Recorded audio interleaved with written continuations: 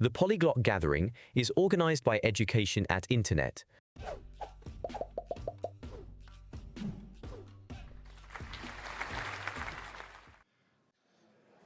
So, all right. Hello, everyone, or not quite everyone yet, but hello. Don't be worried, the presentation will be in English, but because I'm talking about an ancient language, I decided to have the slides in an ancient language as well. So I'm going to speak English, I'll try to, and the slides will be in Latin, why not? So, ars grammatica linguae Aegyptiae, or quomodo illi paraones loquebantur saeculo vicesimo ante Christum natum, seu anno Tlxi ante urbem condita. Ante urbem condita. Okay, so, Middle Egyptian. I don't know if any one of you has tried to dabble in the language or learn Egyptian. I don't know. So my presentation is going to be about mostly the grammar. I know many people are interested in the writing system and how to write and how to read Egyptian. You know, hieroglyphs and how does it work? What does each character mean? But I'm not going to talk about that. You will see very few hieroglyphs in my presentation because I want to talk about the grammar. How does the structure of the language actually work? But first, a question is inem terui, or quis ceterum sum? So my name is André, and I'm from Germany, and I studied linguistics. I did my PhD a few years ago in Switzerland on languages of Southeast Asia, and tomorrow I'm also going to give a talk on Jinghpaw, Sino-Tibetan language. Actually I quit academia a couple of years ago, and I'm now teaching German as a foreign language in Leipzig. But I'm still using a lot of languages in my daily life, and I love learning new scripts, new languages, you know. Every polyglot gathering I present a different language or something. Okay, this time it's going to be Egyptian. I always had interest in learning Egyptian, Middle Egyptian to be precise, because not only the script is interesting, but also the grammar is quite interesting. And it's fascinating to read texts from 4,000 or even 5,000 years ago. So yeah, that's me. Texts like these. So this is the, so this is a stela from Thebes around 2050 before Christ. I already know the language. I don't want to say quite well because it's always difficult for me to read texts, but I've been studying this for like 2 years or a little bit longer, and I can read texts like these more or less, but there are often cases where I think like, what does this mean? Where's the end of this sentence or something? Okay. Or there's this mask of Tutankhamun, which has texts on the back, and so other people take photos of this part. I think like, oh wait, there's text on the back. You know, I guess you can imagine. Or not only hieroglyphs, but also Egyptian was written in hieratic. That's this script. It's basically cursive hieroglyphs. So sometimes you can make out a few characters that look like birds or, I don't know, bees or something. I'm taking a course at the university to learn this script and to read those texts. Hieratic, okay. Oh, and by the way, this is like a medical papyrus where you have like, if you are sick, take beer and honey and 3 days and you will get fine again, and also speak these sentences to the gods. And then we have the diary of Merer, who was a captain of a transport ship who carried stones, like I think it was limestones or sandstone from one part of that area to where the pyramids are. So this is actually part of how the pyramids were built, or actually how the stones got to where they are now. It was not aliens. Yeah. Okay. Or maybe it was. Okay. So a little bit about the history of the Egyptian language. It's a part of the Afroasiatic language family. So it's a sister branch of Semitic, and it has a lot of things in common with Semitic. So if you have learned any Arabic or Akkadian or Hebrew or I don't know, Mehri, then you might recognize a few features.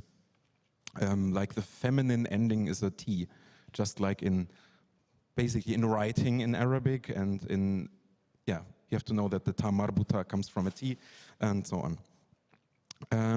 It was used from the 32nd century until the 17th century. Wait, what? I'm not sure what I wanted to say with that, because clearly has, oh yeah, post Christum natum. Okay, right, from the 32nd century before to the 17th century after Christ, so quite a long time. So you can imagine that the language changed a lot in that time. So there are quite a few different time periods. So this is in English, so it's easier. This is taken from Wikipedia because I think it's a nice overview. So here you have Old Egyptian, which is very similar to Middle Egyptian, which is kind of the classical language. But then it also changed, and it got still used for a long time as a classical language, kind of like Latin was still used in times where Spanish and Italian and French coexisted. But it also changed at the same time into Late Egyptian, which had a very different grammar, which then changed to Demotic, which is with its own script, and then into Coptic, which you might have heard or even seen. Okay, so the pyramids were built in the Old Kingdom, which is like around here. The Rosetta Stone was found in, no, not found, was created in 196 before, so it's around here. And we are looking at Middle Egyptian, Lingua Aegyptia Media, which is spoken, well, here, around 2000 BC. So I'm always saying, like, we are reading texts from 2025 BC, which is around true, you know. Okay, the scripts, and after that we move to the grammar. So, of course, Egyptian was often written in hieroglyphs, yeah, like these. And as I mentioned, it was also written in hieratic, not sure about the pronunciation. So it's squiggly lines, but you have to learn it. It's not like reading handwriting and then it's fine. You have to really learn how the characters got simplified. And later it got even more simplified, and then there was Demotic, which I absolutely cannot read, and lots of straight lines and curves and a lot of dashes. Maybe I'm going to learn this someday, but I'm not sure. And at the end there was Coptic. This is easy to read, probably even for most of you, or many of you, because the letters are mostly Greek letters, so et, nas, hais, naf, psylacterion, j, saas. So there are a few extra letters, like this is an H, this is an F, and this is a J, but otherwise it's Greek letters. And I guess this must be a Greek word, psylacterion. Does anyone know what it means?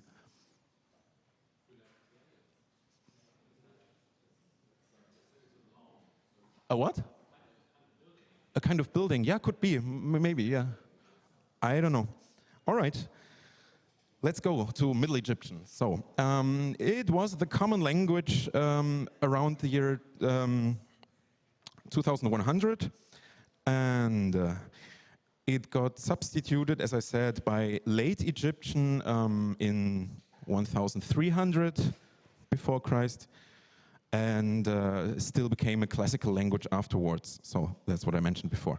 The scripts I mentioned as well, and oh, it's a script that only writes consonants, mostly. There are some exceptions, but mostly they only write consonants, which is difficult. So sometimes you have verb forms that are distinguished probably by vocalization, like in Arabic, but it's not written. So sometimes it's difficult to distinguish some forms of verbs or nouns. Here, this is a word written in hieroglyphs, neferet. So there's, this thing's not a guitar, but it looks like one. This is nefer, then there's an F, the snake is an F. Oh, I can do it like this. The snake is an F, this is an R, this is a T. Altogether it's neferet, and a woman. The meaning of the word is a beautiful woman, beauty. And the word changed its pronunciation as well. So linguists can reconstruct the pronunciation. It was probably Nafrat in Old Egyptian, changed into Nafra, and then Nafra, and then Nafre. And then in Coptic it became, depending on the dialect, Nofre or Nufra or Nofri. So you can see Coptic had vowels. We could read it. We could read them, but to reconstruct the original vowels takes some effort. Okay, so morphosyntactic features of Middle Egyptian. So it's a head-first language, which means that also in the sentence the verb comes first. We have a verb, subject, object word order most of the time. Nouns come first, and then you have like adjectives, relativizers, possessives, demonstratives, numerals. Yeah, prepositions go first, and then the noun comes, adjective, adverb. So most of the language is head first. So the most important part of a phrase comes at the beginning. Yeah, negation, I don't know, negation comes before the verb, or sometimes before the sentence. There are a few affixes, but not many. So it's not a highly agglutinating language like, I don't know, Greenlandic, Kabardian or something. Yeah, but there's some prefixes and suffixes. Nouns can be divided into masculine and feminine, just like in Semitic languages. You have singular, dual, and plural, also like in Semitic. And there are no cases. So Middle Egyptian has no cases. Yeah. Verbs are very complicated in a way, but not morphologic, not because of affixes, but they show like tense and aspect and mood, and that's quite a difficult, complicated system. What else? There are lots of particles in the language. Let's look at nouns. This is a table of the word necher. Necher means God. Yeah, the vowels aren't written, but in order to pronounce them and not say ntr, we, like Egyptologists, simply insert e, so necher, so it's easier to pronounce. So necher is the masculine word, and the feminine word, like a goddess, would be necheret. You see the dual has some endings, and in the plural you have necheru and necherut. Yeah. Adjectives work in the same way. This time you have nefer. Nefer means beautiful or good. Like if you want to say a good god, that would be necheru, neferu. And yeah, and right, a beautiful goddess would be necheret, neferet. So these are demonstratives. I don't need to say much about those. Yeah, you also distinguish between masculine, feminine, and plural, and like close to the speaker, far away from the speaker, and then there are like some old, ancient, like old Egyptian forms, and then late Egyptian forms, which are still used in the language, and those used in late Egyptian also then became articles in the language later. Okay, possession. How does possession work? This is interesting. So normally you could have something called a status constructus, which means that you can express possession by just juxtaposing two words. Like you have Lord or Mr. or something. So No, wait, sorry, wrong language. Per means house, and Nesut means king. Nesut or Nesu means king. If you put them next to each other, it's the house of the king. You can also put something in between, which is like a genitive marker, which is ni or en. Per ni Nesut, the house of the king. This also changes for feminine, so the daughter of the king would be Zat Net Nesut. By the way, something about the pronunciation. These two things is called Aleph. Egyptologists pronounce it as A, but it was probably something like R or L.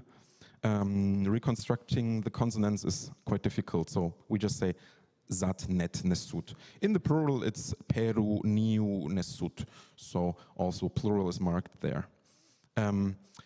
Now, pronominal, personal pronouns. There are three different kinds. One are the suffixes, and then there are also dependent and independent pronouns. The suffix pronouns are normally used for possession. So when you say, my name would be Reni, Reni, Renek. It's like in Arabic, right? I and K. If I say I do something, I also put the suffix after the verb. So sehi would be I hit, I beat. But if you have an infinitive in a sentence, then the suffix denotes the object. So sechiti would be hitting you, or to hit you. No, sorry, to hit me. Also after prepositions and in some other constructions. The dependent pronouns are usually used as the objects of a sentence, like when I say sechi chu, it would be I'm hitting you. Or mekchu would be like behold you. What else? The independent pronouns are mostly used for saying I am blah blah blah, or yeah, something. I am German, or I am tired. Non nulla exempla. Now we have some glossed examples. So, sechef hem pen means he hits this servant. So you have the marking of the third person singular. Then here you have this mek we, means behold, I am in your house. Per is house, perek, your house. So this is how simple sentences work. What else? Inek iker remechet nebet. I am more, what's the word? More talented than all of mankind, whatever. So you basically say I am, what did I say? What was the word again? Talented, or skilled. So I am skilled towards the whole mankind, so this means more than. This is how comparison is expressed. Okay, what else? Verba temporalia is Latin for verbs. There are so many forms, and as I said, there's like tense or aspect. Sometimes it's not clear which of them it is. There are several modes, different modi, moods, and other things. So there are also different conjugation classes. So it's a bit like Latin, that you have to know what class a noun belongs to, and then to derive what happens to the verb. So sometimes these forms are not distinguished in writing, and they look the same, but we can imagine that they were probably pronounced differently. So here's a verb. Meri means to love or to want. And here are the different forms. So like present tense, you just add the F for he loves or he wants. We had that before. Perfect tense, you have an N. Then passive, you have tu, and so on and so on. Infinitive, in this case, has oh, the T marking, and so on and so forth. And you see sometimes the root changes, sometimes the R is reduplicated, sometimes there's an E at the end, sometimes there isn't. Sometimes the E changes into a Y. I don't know why. No, just kidding.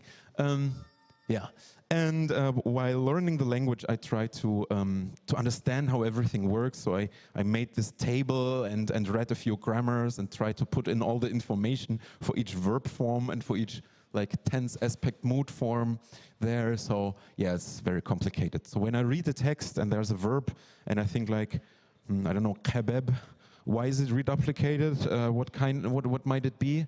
Well, it could be the circumstantial Sedgemeth form, or maybe it's the prospective Sedgemeth, or maybe it's the future passive Sedgemeth.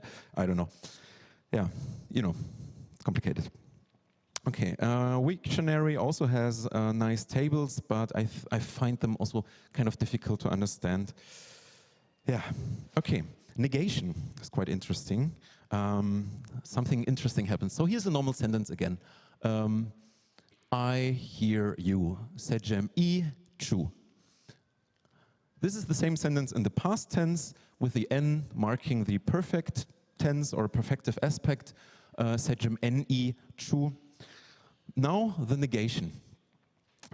This is the same sentence up there, but negated with ni in the beginning, sometimes written N. But interesting, the meaning is perfect. So while this means I hear you, this means I didn't hear you. But there's no past or no perfect marker. When you have the perfect marker inside, then it suddenly has present meaning. It's like switched. I don't know what happened there. Something must have happened in Old Egyptian to have this strange shift. There are a lot of analytic verb forms, and I'm looking at the time. Okay. Analytic verb forms means that you don't have affixes. You use something like two verbs to express something. And what do we have here? Uf, sech f means he hits. That's the present tense. You can have the preposition er in between and have something like uf er sech et. So the sechet, that's the infinitive. So with the er means towards or more than or with respect to. Here, this would be future tense. So it's like I am towards hitting. I think there are some European languages that do exactly that. Or you use the preposition her, which is on top, upon. And together it means, it's like progressive. So he is hitting.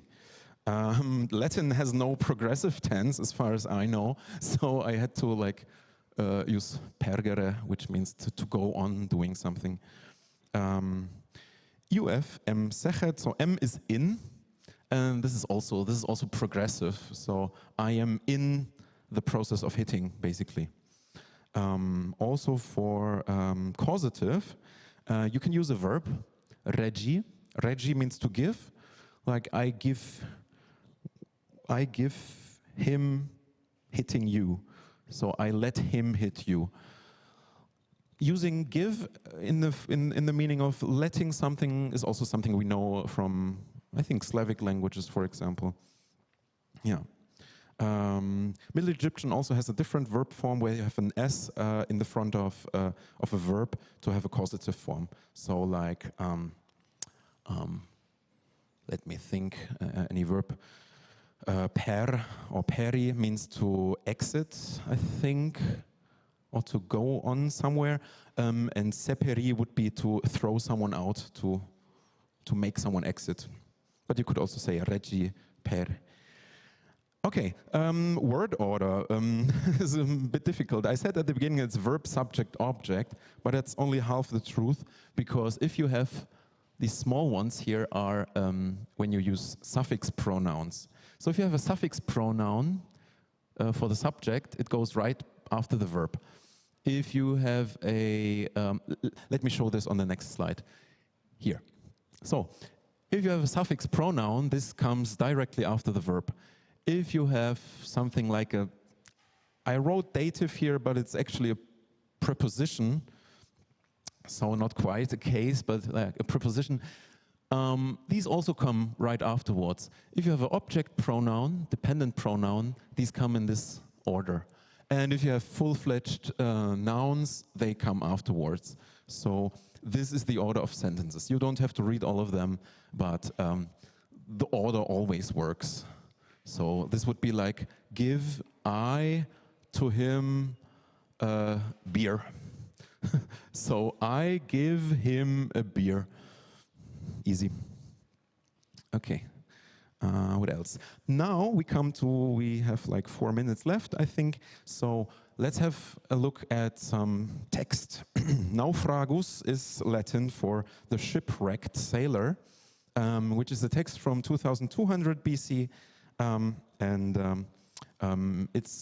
It's a very easy, no, not very, but it's an easy to read text. Usually in beginners Egyptian classes or books, texts or passages from this text are read. It's a story about a person who comes back and tells about his journey as a captain of a ship, and what happened, and that they got lost in a storm, and then he came to an island and talked to a speaking snake, and so on and so forth. This is how the text looks like. It's written in hieratic script, from top to bottom and from right to left, so like this. And normally, when you want to read such a text, you transcribe it first into hieroglyphs. So this is strange, right? You transfer the text from written into hieroglyphs, and then it's much easier to read and interpret. And I now have for you a few sentences. So first sentence here. Haku waj depet. So now you can see how the language works in actual sentences. So ha means to go down. Ku means I. So haku is I went down. Is like towards. We had that before. Waj means the big green, and is a word that means the sea, the ocean. Is in, and depet is a ship. So I went to the sea in a ship. In a ship of, so relative, a ship which was a cubit, right? That's the length of an arm. 120 cubits in its length, and 40 cubits in its width. And we go on. Sakadu 120 ms setup. What happened here? I think I accidentally wrote this. There should be no 26 here. Sorry. So sailors, 120 sailors in the ship. Ship is feminine, so we have the S, which is third person singular feminine. In the selection, in the choice of, so NY would be the genitive. I'm sorry for the 26. Kemet, maybe you've heard, Kemet is the name of Egypt, one of the many names of Egypt in Egyptian. Okay, all right, almost done. So means chosen ones, right? The best of the best.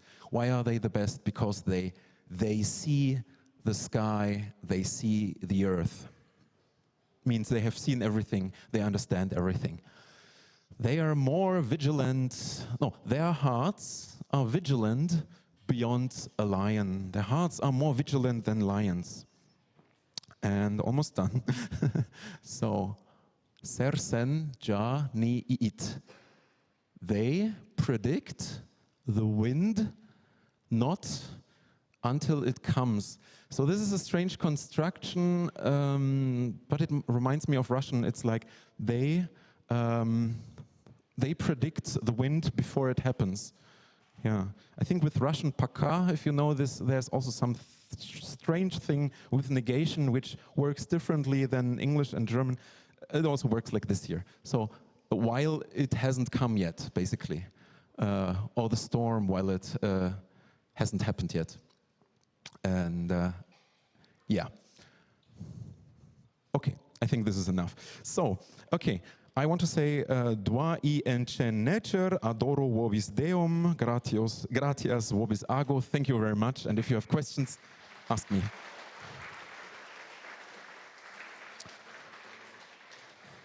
All right, so I just read the questions that we have here. What is the closest living language to Middle Egyptian? That's a very good question.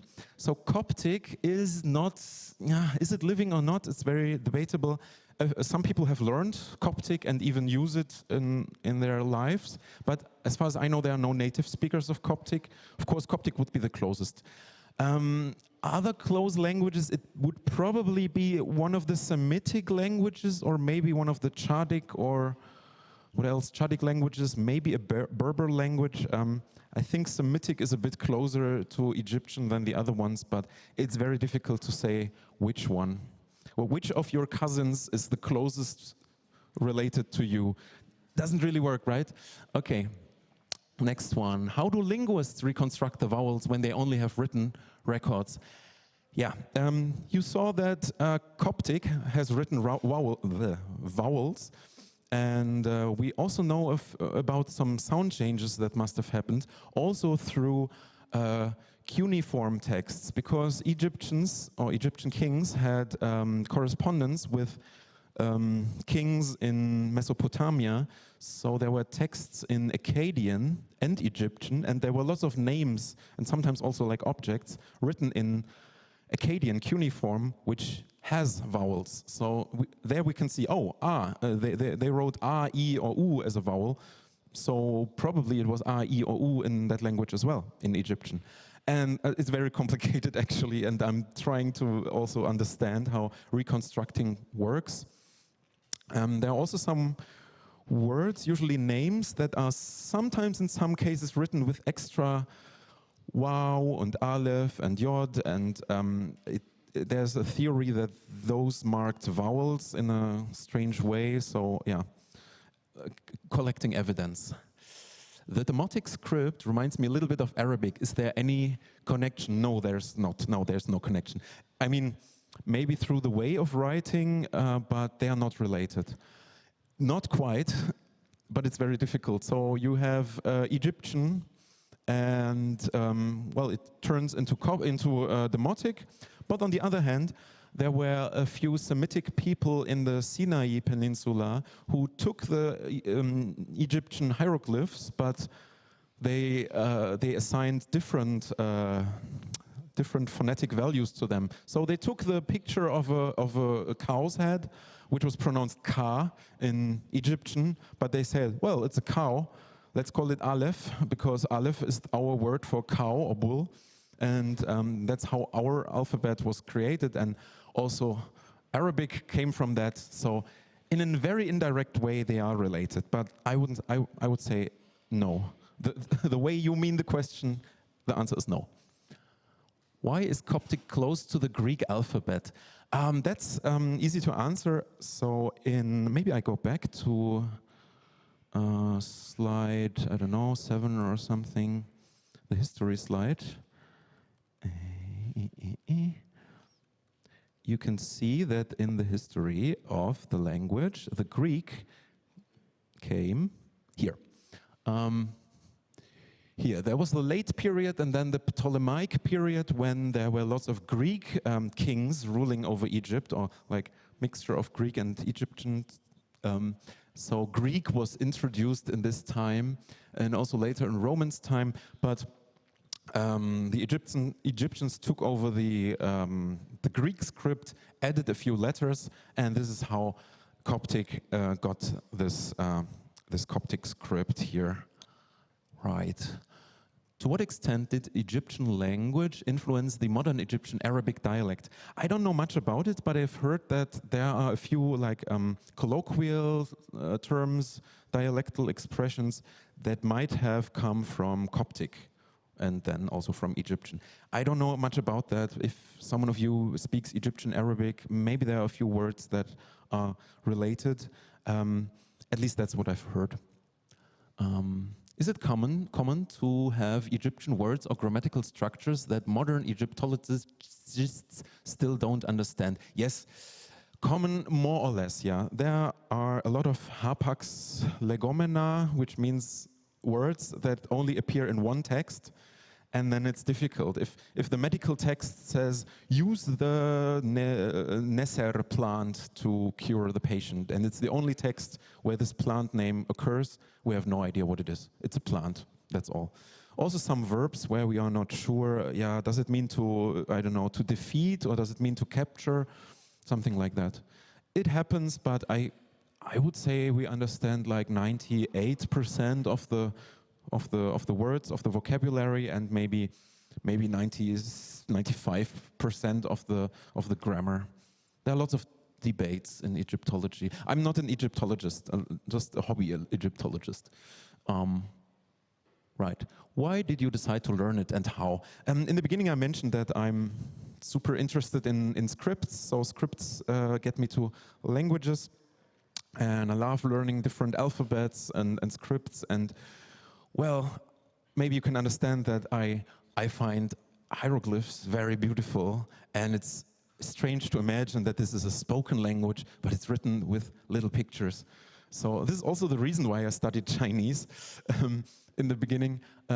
But yeah, I wanted to learn this language. And when I then looked at the grammar, I thought like, oh, yeah, the grammar is like not super complicated. It's learnable, it's interesting. The verb comes at the beginning. Wow, that's cool, I want to learn it. Yeah, and I don't know, extinct or dead languages, they are always interesting. What else? Did Middle Egyptian affect Egyptian Arabic, now spoken in more than it affected other Semitic languages? I don't know, but I believe so, because the major Semitic language in the area was Arabic, but it only came quite late. But I can't remember when. Something way past, Anno Domini. So not sure. I don't think it has any influence on Hebrew, but maybe there are a few loan words. Could be. Wow, 12 questions, oh my God. How much did Egyptian change over time? Would the speaker of Old Egyptian and Middle Egyptian have been able to understand each other? Those probably yes. The difference is quite small. I can read Old Egyptian as well, mostly, but Late Egyptian changed its word order, and everything changed. Late Egyptian has almost English-like word order, which is quite strange. I'm not quite sure what happened there, but I can't really read Late Egyptian texts very well. But once you know Middle Egyptian, you can sort of easily read a grammar of Late Egyptian, and then it becomes easier. In terms of pronunciation, I'm not sure. There were a lot of changes.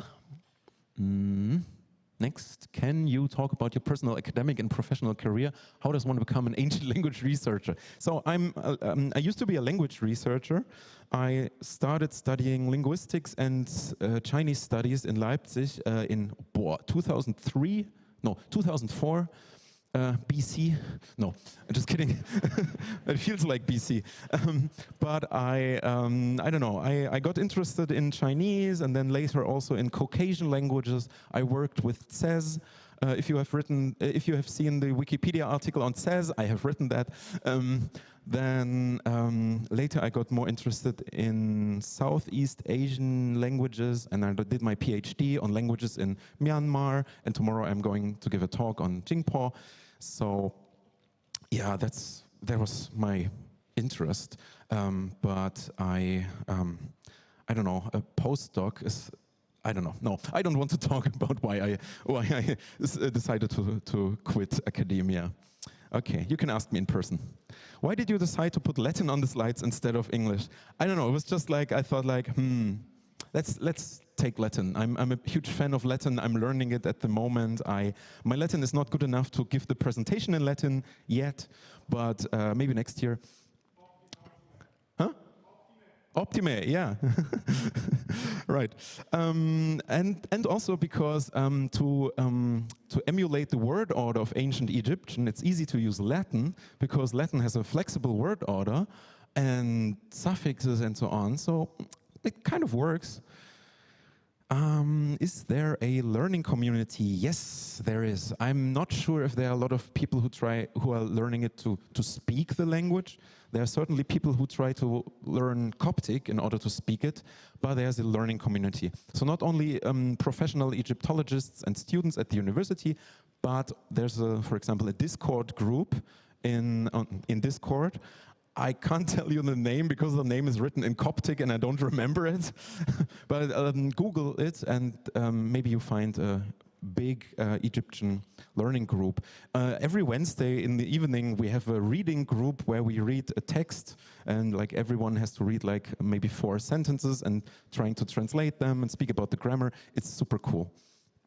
Do you think the structure of the language is influenced by its pictographic writing? No, I don't think so. No, probably not. I'm interested in learning it. Are there materials for Egyptian? How did you learn it? Yes, there's incredibly much. You might not believe it, but there are like, I don't know, like 30 different grammars written about Middle Egyptian in English alone. So the ones I recommend is the grammar by James Hoch. Hoch, like the German Hoch or the Klingon word Hoch. H-O-C-H. He has written a nice grammar, and there's also James P. Allen, A-L-L-E-N, I believe. Those are maybe the standard grammars in use, but there's so many. Just pick one. Yeah, and there's a lot of stuff published, so it's actually there's too much. So there's so much that I'm not sure, like, okay, what should I read now in order to learn more? But yeah, maybe you have to search for it a bit. Did Middle Egyptian also have a system of consonantal roots like Semitic languages do? Yeah, exactly. Most of the words in Egyptian are like 2 consonants or 3 consonants long. Sometimes 4, sometimes 1. But yeah, this works very similar with Semitic and Berber and so on. Yeah. Does one hieroglyph specify one consonant or a whole word? Yes and no, depends on the consonant. Some hieroglyphs represent 1 consonant, sometimes 2, sometimes 3, sometimes like the sitting women we had before, or yeah, the women suckling a child there. I believe this one does not in its own have a pronunciation, but it has a meaning. A bit like in Chinese, a radical shows you this word is about a woman giving birth, or I think rennen means to nurture, if I remember right. So, yeah, there's an R, the mouth is R, R. Then there's an N and another N, rennen. So this is a verb that gets reduplicated for whatever reason. So rennen means to nurture. Su is a dependent pronoun. Nurture him. Yeah, okay, whatever. Yeah, I think that answers the question. Any idea why late Egyptian was so different? Was there an influx of second language speakers? Did late Egyptian reflect spoken language more than earlier? I don't know. I haven't gone to late Egyptian yet.